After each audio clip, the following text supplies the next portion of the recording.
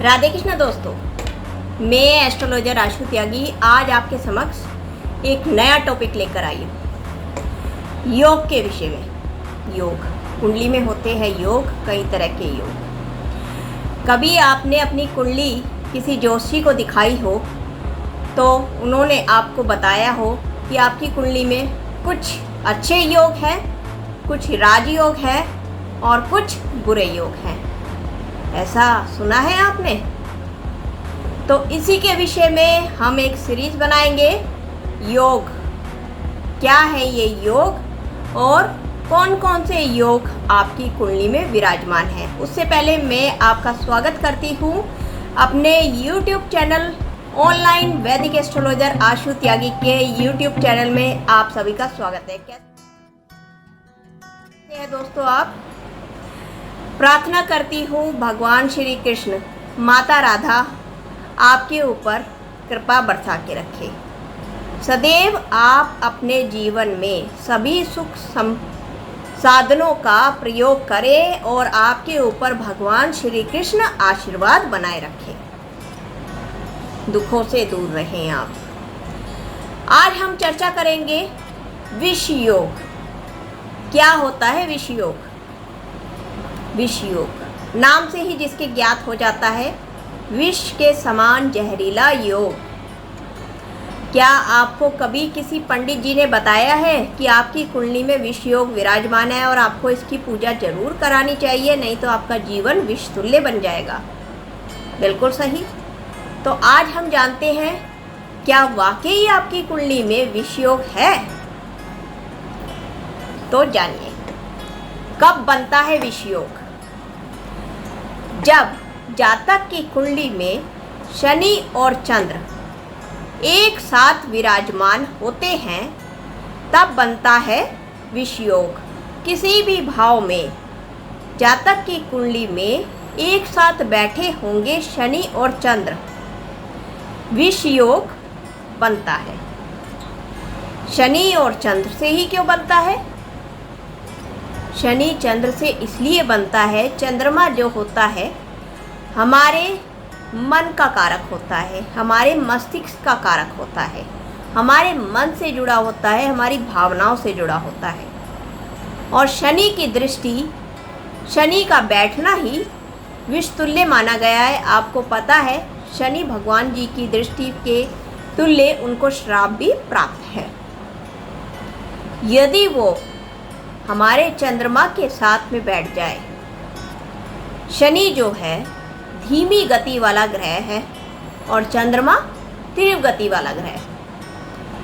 यदि वह शनि हमारे चंद्रमा के साथ में बैठ जाए तो मस्तिष्क में भ्रम डाल देता है, हमें मानसिक बीमारियों से ग्रसित कर देता है। जो गति चल रही है चंद्रमा की, उसको गति को नियंत्रण करने की, चंद्रमा को नियंत्रण करने की पूरी साजिश रचता है ये शनिदेव। एक तरह से बंधन में आ जाते हैं चंद्र भगवान जी। हमारा मन मस्तिष्क पूरा विष तुल्य नेगेटिविटी से घिर जाता है। दूसरा पॉइंट है दोस्तों, शनि कर्क राशि में पुष्य नक्षत्र यानी कि चंद्र के नक्षत्र में है, अर्थात चंद्रमा मकर राशि में श्रवण नक्षत्र में शनि के नक्षत्र में बैठा हो तो, और दोनों आपस में दृष्टिमान हो अर्थात एक साथ बैठे हो तो भी विष तुल्य योग बनता है। इसके पश्चात यदि ये विपरीत अवस्था में बैठे हों, शनि अपनी राशि में, चंद्रमा अपनी राशि में, लेकिन नक्षत्र अपोजिट हो, चंद्रमा शनि के नक्षत्र में और शनि चंद्रमा के नक्षत्र में हो, तभी विष तुल्य योग बनेगा। इसके बाद में 3, 7 और 10 भाव पर हो, चंद्रमा शनि से चंद्रमा तीसरे 7वें और 10वें भाव पर हो, जिससे कि शनि की पूर्ण दृष्टि उस पर लग सके। यानी कि शनि की तीसरी, 7वीं और 10वीं दृष्टि होती है। जब चंद्रमा शनि से तीसरे, 7वें और 10वें रहेगा तो उस पर पूर्ण दृष्टि शनि की रहेगी, तो ये भी विष योग बनता है। यहाँ पर दोस्तों देखने योग्य बात ये है कि इसका फल हमेशा इसकी दशा अंतरदशा के अंतर्गत ही प्राप्त होता है। कुंडली में राहु अष्टम भाव में हो, शनि कर्क, मेष, सिंह, वृश्चिक राशि में हो, राहु अष्टम भाव में शनि की राशि पे हो, तब भी विषतुल्य योग बनता है। तो ये पॉइंट्स मैंने आपको कुछ बता दिए हैं। इन पॉइंट्स का होना बहुत ज़रूरी है कुंडली में, तभी विष योग बनता है। केवल शनि और चंद्र के बैठने से विषतुल्य योग नहीं बनता। और इसमें यहाँ पर अब देखते हैं कि विष योग भंग कैसे होता है। विष योग भंग देखने के लिए षड्बल, यदि षड्बल कमजोर है तो विष योग भंग हो जाता है। षड्बल की बल को जरूर देखा जाता है। शुक्र, यदि शुक्र स्वराशि का शनि और चंद्र के साथ में बैठा है तो भी भंग हो जाता है दोस्तों, क्योंकि शुक्र सुख का कारक होता है। इसके बाद में चंद्र और शनि में 20 डिग्री का अंतराल जरूर होना चाहिए। यदि चंद्रमा और शनि में एक साथ बैठे हैं और 20 डिग्री का अंतराल है तो भी वो भंग हो जाता है, क्योंकि एक साथ बैठने पर भी वो दूर हैं, उनकी दूरी इतनी ज़्यादा है।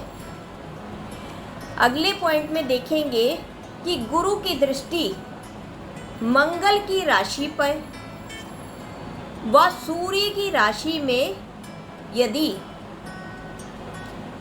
गुरु की दृष्टि पड़नी चाहिए, यदि वहाँ पे विषतुल्य योग बन रहा है और उस पर गुरु की दृष्टि पड़ गई, 5वीं, 7वीं और 9वीं दृष्टि यदि इस पे पड़ गई तो भी भंग हो जाता है। और यदि वह शनि और चंद्र आपके मंगल या सूर्य की राशि पे बैठे हैं और मंगल और सूर्य स्वराशि के अपनी राशि पर बैठे हैं तो भी ये भंग हो जाता है योग दोस्तों। इसके पश्चात 2, 7, 10 और 11 राशि पर नंबर देखे जाएंगे यहाँ पे दोस्तों।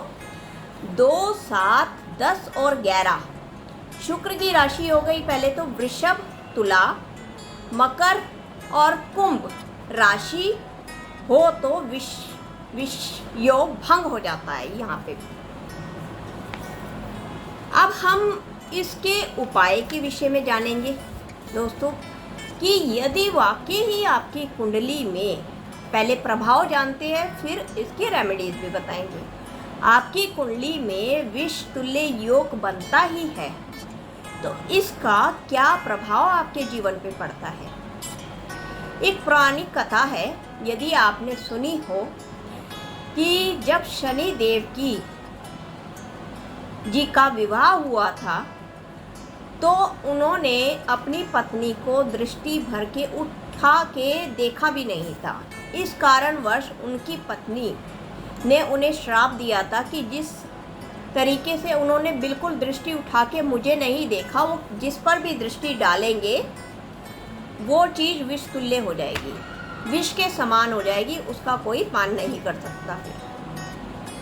इस तरह का श्राप उनको प्राप्त हुआ था, जिसके कारण से यह विष योग कहलाता है। अब इस विष योग के कारण से मनुष्य की मानसिक स्थिति पर सबसे गहरा असर पड़ता है। मानसिक रोग से ग्रसित होता है वो, उसे हर समय भ्रम लगा रहता है, किसी बीमारी का, मृत्यु का, किसी भी प्रकार का उसे भ्रम हमेशा बना ही रहता है, भ्रमित रहता है वो। इसके पश्चात में वो अगर दरिद्रता की दर तक वो पहुंच जाता है, यानी कि धन होते हुए भी उसका सुख का पान नहीं कर पाता दोस्तों। काफ़ी दरिद्रता से, दुखों से जूझ रहा होता है वो। अब शनि देव जी का दाम्पत्य जीवन सुख में नहीं रहा, तो इसमें सबसे ज़्यादा बड़ा पॉइंट ये है दोस्तों कि ये दाम्पत्य जीवन पे सबसे बड़ा असर डालता है, दाम्पत्य जीवन खराब करता है।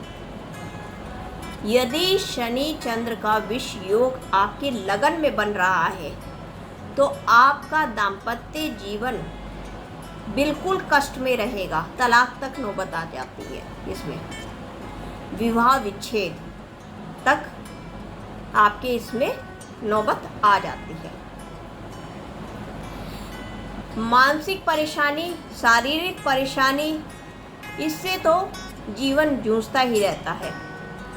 और यहाँ तक कि धोखा, इनको धोखा बहुत मिलता है, और वो भी अपने जितने प्रिय होते हैं उनसे धोखा बहुत मिलता है। वो घर में, परिवार में लूटने का, यानी कि उनको लूटने का कार्य बहुत करते हैं। इस तरह का कार्य बहुत होता है उनके साथ में। धोखा, उनका धन का गबन हो जाना, इस चीज़ की संभावनाएं बहुत बन जाती है। इसके पश्चात में यदि पंचम भाव में बन जाता है ये विषतुल्य योग, तो संतान के लिए बड़ा दुखकारी हो जाता है। संतान यदि नहीं है आपकी तो संतान प्राप्ति के लिए बहुत ही ज़्यादा समस्या आ जाती है आपको। अब यहाँ पे हम आपको उपाय बताते हैं कि यदि वाकई ही आपकी कुंडली में विष योग बनता है, यदि आप चेक भी कराना चाहते हैं तो मुझे कमेंट्स करके अपनी कुंडली का विश्लेषण पूरा डिटेल मुझे भेज सकते हैं। मैं बता सकती हूँ कि आपकी कुंडली में वाकई विष योग बन रहा है या नहीं। तो हम आगे बढ़ते हैं दोस्तों कि विष योग यदि हमारी कुंडली में हम उस समस्या से जूझ रहे हैं तो उसके लिए हमें क्या क्या उपाय करने चाहिए दोस्तों। उसके लिए सबसे पहले भगवान शिव की पूजा करनी चाहिए। आप ये तो जानते हैं कि शनि देव जी के गुरु हैं भगवान शिव। जितनी आप आराधना भगवान शिव जी की करेंगे उतना ही आपको अच्छा फल प्राप्त होगा। इसका आपको करना क्या है, 5 से 7 पत्ते बेलपत्र के लेने हैं और उसका जूस निकाल लेना है आपको। उस जूस को 1 लोटा जल में आपको मिक्स कर लेना है और तकरीबन 45 दिन तक ये प्रोसीजर आप करिए। इस जल को आप शिवलिंग पर अर्पित करें ओम नमः शिवाय के जाप से, रोज सुबह करें। 45 दिन तक आप करें, आप देखेंगे कि आपके जीवन में बहुत कुछ परिवर्तन होने लगा है। इसके बाद में चंद्रमा का जो संबंध है जल से, यदि आप एक घड़ा भर के शनिवार वाले दिन पानी का घड़ा भर के शनिवार वाले दिन हनुमान जी के मंदिर में दान कराएं तो इससे भी बहुत बड़ी राहत मिलती है। और हनुमान जी की आराधना जरूर करें। शनिवार को कुएं में कच्चा दूध डालने से भी इसमें शांति प्राप्ति होती है। सबसे ज़्यादा तो दोस्तों ओम नमः शिवाय का जाप करने से इसमें बहुत ज़्यादा शांति प्राप्ति होती है। चंद्रमा को जो कि अमृत के समान हमारे लिए माना गया है, तो चंद्रमा को अर्घ दें आप। कच्ची लस्सी में थोड़े से चावल डालकर पूर्णिमा के दिन यदि आप अर्घ देंगे हर पूर्णिमा के दिन, तो इस समस्या से आपको बहुत जल्द छुटकारा मिल जाएगा, बहुत राहत मिलेगी। देखिए, ख़त्म तो कुछ नहीं होता, कोई योग, कोई समस्या ख़त्म नहीं होती, समाप्त नहीं होती।